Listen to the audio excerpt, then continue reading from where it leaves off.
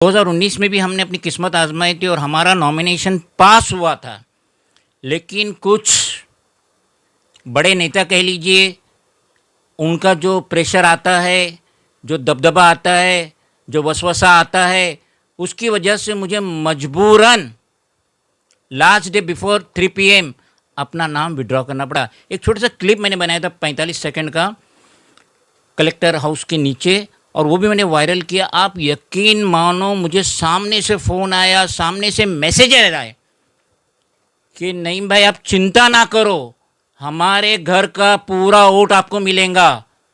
और यहाँ तक के लोगों ने मुझे बोले आप अपना हैंड बिल बनाइए और हमें दीजिए, हम मस्जिदों में जाके डिस्ट्रीब्यूट करें।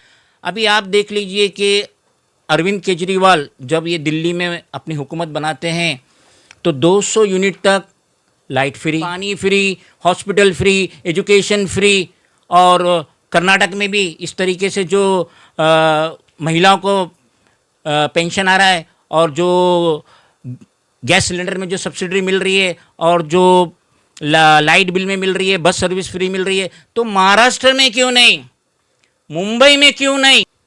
हमारे सिटिंग MLAs है, वो क्या करेंगे? आपके घर की शादी में आएंगे, मुंह दिखाएंगे, पानी भी नहीं पिएगा, वो जूस भी नहीं पिएगा, एक निवाला खाना भी नहीं खाएगा, लेकिन आके दिखा के फ़ोटो उतारेंगे, आप लोग खुश हो जाते। सिटिंग MLA है भाई शादी में, आपको स्कूल एडमिशन के लिए, कॉलेज एडमिशन के लिए उसके पास जाते, उसका लेटर रिकमेंड लेते, जबकि उसको इसलिए हमने अपॉइंट नहीं किए। आपको पुलिस में कोई प्रॉब्लम होता है तो वो MLA का नुमाइंदा आ जाता है, या वो फ़ोन कर देता है सीनियर को या ड्यूटी ऑफिसर को कि मेरा कार्यकर्ता है, मेरी पार्टी से वाबस्ता है, इस पर रियायत पर। तो ये काम के लिए हमने MLA और MP बनाए। देश का पढ़ा लिखा नौजवान, वो ये जाहिल, कई जाहिल है, कई क्रिमिनल नेता है या पढ़े लिखे भी है, उनके पीछे बौटा उठा के चलने के लिए तैयार है, उनको टेबल पे चाय पानी देने तैयार है, उनको कुर्सी बिछाने के लिए तैयार है, उनके लिए नारे लगाने तैयार है, लेकिन फ्रंट पे आके एम पॉलिटिकल पार्टी का टिकट लेने तैयार नहीं है। अगर कोई डायरेक्टली या इनडायरेक्टली अपने तरीके से मुझे प्रेशर में डालने की कोशिश करने की कोशिश करेगा, तो ये समझ लीजिए कि मैं डायरेक्टली स्टेट इलेक्शन कमीशन के इधर जाके उसके खिलाफ कंप्लेंट करूँगा, उसके खिलाफ FIR करूँगा और उसका नॉमिनेशन कैंसिल करूँगा। मैं फेखमबाग नहीं करूँगा कि मैं अरविंद सावंत को हरा दूँगा, मैं यामिनी यशवंत जादव को हरा दूँगा, लेकिन मैं इतना मेहनत करूँगा, कम से कम 50,000 वोट एम पॉलिटिकल पार्टी के राष्ट्रीय अध्यक्ष मोहम्मद नईम शेख को मिलना चाहिए। पर्चा भरने के साथ ही लोगों की प्रतिक्रिया आने लगी, फोन करके मैसेज करके लोग कहने लगे कि हम आपका साथ देंगे। यकीन मानो मत मानो, जब कल मैंने नॉमिनेशन फॉर्म 2:27 में सबमिट किया और मैंने ओथ लिया एडिशनल कलेक्टर इंक्रोचमेंट के सामने, और उसके बाद मैं तो काफ़ी टायर्ड हो चुका था। 29 अप्रैल को भी बहुत दौड़ा, 30 अप्रैल को भी बहुत दौड़ा, और उसके बाद जब मैं घर गया और मैंने जिन जिन लोगों को फ़ोन लगाया, एक छोटा सा क्लिप मैंने बनाया था 45 सेकंड का कलेक्टर हाउस के नीचे, और वो भी मैंने वायरल किया। आप यकीन मानो, मुझे सामने से फ़ोन आया, सामने से मैसेज आए कि नईम भाई आप चिंता ना करो, हमारे घर का पूरा वोट आपको मिलेगा। और यहाँ तक के लोगों ने मुझे बोले आप अपना हैंड बिल बनाइए और हमें दीजिए, हम मस्जिदों में जाके डिस्ट्रीब्यूट करेंगे। तो ये कौन लोग हैं? ये कौन लोग हैं? ये वो लोग हैं जिनके साथ मैंने हुस्न सुलूक किया। जिस वक्त इनमें से बेशतर को मेरी ज़रूरत महसूस हुई तो मैं फ्रंट पे आके उनकी मदद किया, चाहे वो पुलिस कंप्लेंट रहे, चाहे BMC का प्रॉब्लम रहे, या मस्जिद लोकल गुंडे का प्रॉब्लम रहे, ड्रगिस्ट का प्रॉब्लम रहे। मैंने उनके प्रॉब्लम सॉल्व किए, जिसकी वजह से आज वो मुझसे कह रहे कि आप चिंता ना करो। वादा किए कि हम, हमारे खानदान वाले, हमारे समाज वाले जो है, हम उनको ताकीदगी से कहेंगे कि मोहम्मद नईम शेख जो एम पॉलिटिकल पार्टी का नेशनल प्रेसिडेंट है, फाउंडर कम नेशनल प्रेसिडेंट, और उसको वोट दीजिए क्योंकि हम इसे करीब से जानते हैं। और उन्होंने मुझे ये भी एश्योरेंस दिए कि हम आपकी मुलाकात हमारे समाज से कराएंगे, हमारी फैमिली से कराएंगे, और हम आपके साथ डोर टू डोर कैंपेनिंग करेंगे। दक्षिण मुंबई की एम पॉलिटिकल पार्टी के उम्मीदवार जनाब नईम शेख का कहना है कि उन्होंने 2019 में विधानसभा चुनाव में किस्मत आजमाई थी, लेकिन कुछ बड़े नेताओं के दबाव के कारण उन्हें आखिरी समय में अपना नामांकन वापस लेना पड़ा। नईम शेख कहते हैं कि इस बार किसी के दबाव में नहीं आऊँगा, बल्कि दबाव बनाने वालों के खिलाफ राज्य चुनाव आयोग में शिकायत करूँगा और FIR दर्ज करूँगा। जो पार्टी है ये 2014 में रजिस्टर्ड हुई from election commission of India new Delhi, और हमारी पार्टी का जो रजिस्ट्रेशन नंबर है 56/185/2014/PPS-1। तो 2019 में भी हमने अपनी किस्मत आजमाई थी और हमारा नॉमिनेशन पास हुआ था, लेकिन कुछ बड़े नेता कह लीजिए, उनका जो प्रेशर आता है, जो दबदबा आता है, जो वसवसा आता है, उसकी वजह से मुझे मजबूरन लास्ट डे बिफोर 3 PM अपना नाम विड्रॉ करना पड़ा। मैं अभी उसका नाम नहीं बताऊंगा, ये नॉमिनेशन हो जाए, इलेक्शन हो जाए, वो भी पत्ते में ओपन कर दूं। नहीं, मैं जैसे आपने अभी बताया था कि पिछले इलेक्शन में आपको कुछ नेताओं का दबाव आया था, प्रेशर आया था, जिसकी वजह से आप बैठ गए थे। इस बार भी अगर इस तरीके का कोई प्रेशर आप पे बनता है तो आप बैठोगे या इलेक्शन लड़ने हुए? मैं ये बताना चाहता हूँ कि आज मेरा भी सोशल मीडिया का चैनल है, और जब मैं फॉर्म नॉमिनेशन का भर रहा था तो उन्होंने बोले कि आपका जो चैनल है उसका नाम दीजिए। और आप सभी जानते हैं कि सोशल मीडिया का ज़माना है, मामूली से मामूली आदमी कहाँ से कहाँ पहुँच जाता है अगर उसकी किस्मत साथ दे।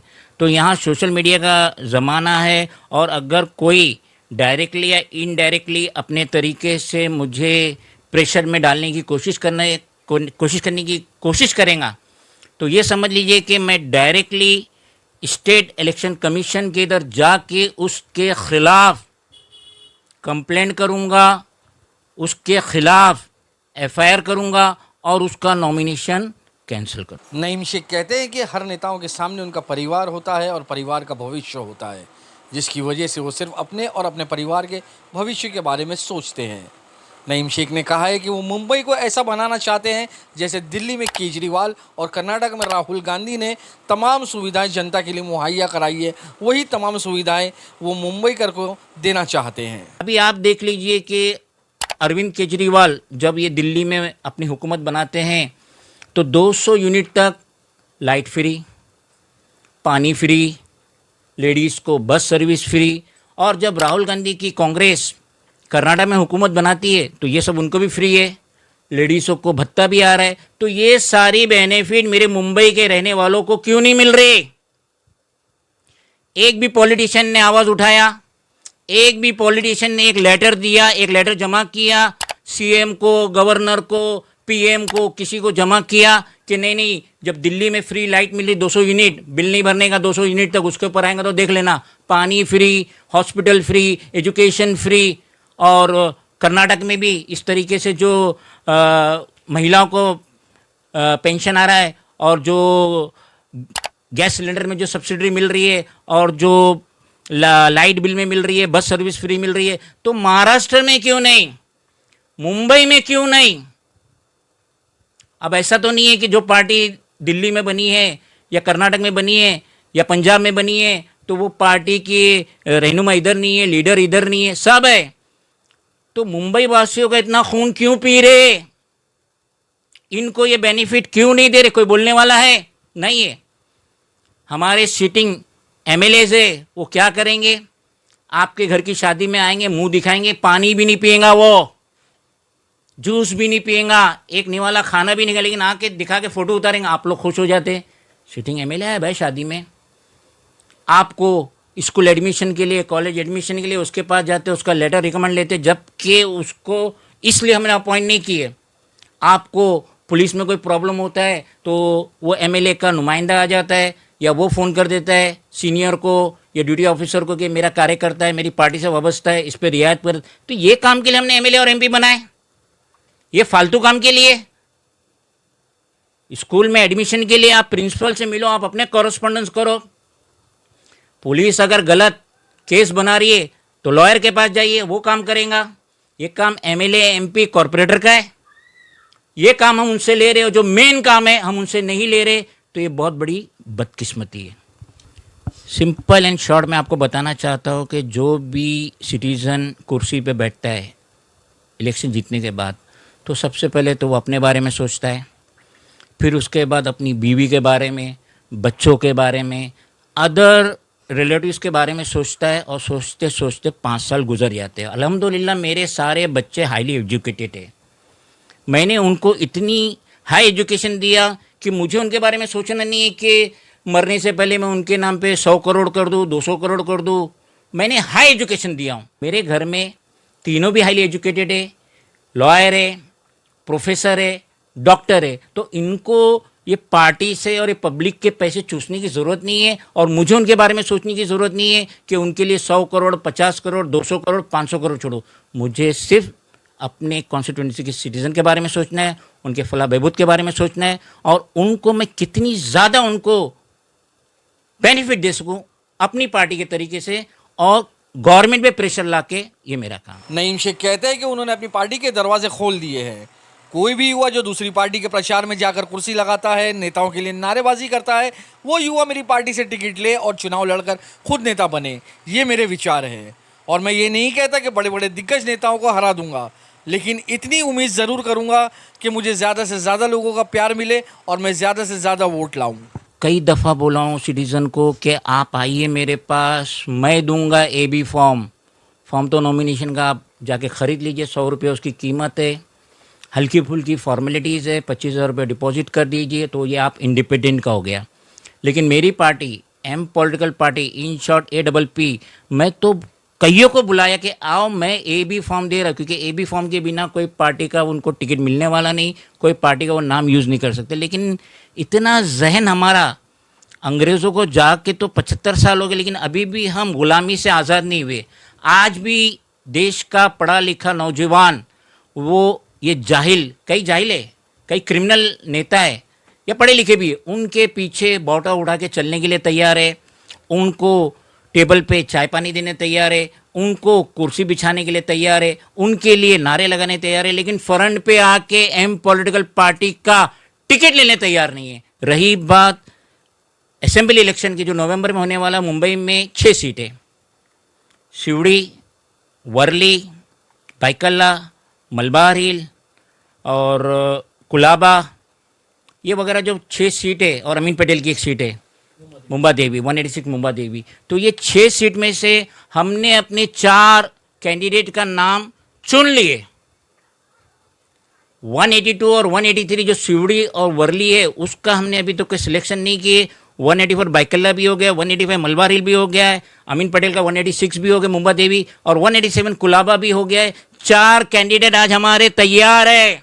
शिवड़ी का और वर्ली का कोई नौजवान लड़का या लड़की या औरत या आदमी अपने तरीके से एम पॉलिटिकल पार्टी की टिकट पे लड़ना चाहता है, वर्ली और शिवड़ी, तो मेरे दरवाजे हमेशा के लिए खुले। तो लास्ट टाइम का जो 2019 का जो रिजल्ट मैंने देखा, जिसमें अरविंद सावंत जीते थे, अनकरीब 4,21,000 वोट उनको मिले थे, 50% के ऊपर उनको वोटिंग हुआ था। मिलिंद देवरा सेकंड नंबर पे थे, उन्हें 3,21,000 मिले थे, उनको कुछ 43% के करीब वोटिंग मिला था।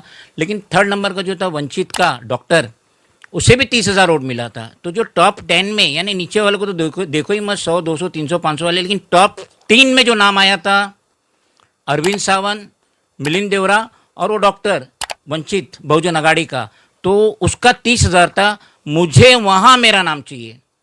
मैं फेंकम पाक नहीं करूँगा कि मैं अरविंद सावंत को हरा दूंगा, मैं यामिनी यशवंत जादव को हरा दूंगा, लेकिन मैं इतना मैं मेहनत करूंगा, कम से कम 50,000 वोट एम पॉलिटिकल पार्टी के राष्ट्रीय अध्यक्ष मोहम्मद नईम शेख को मिलना चाहिए।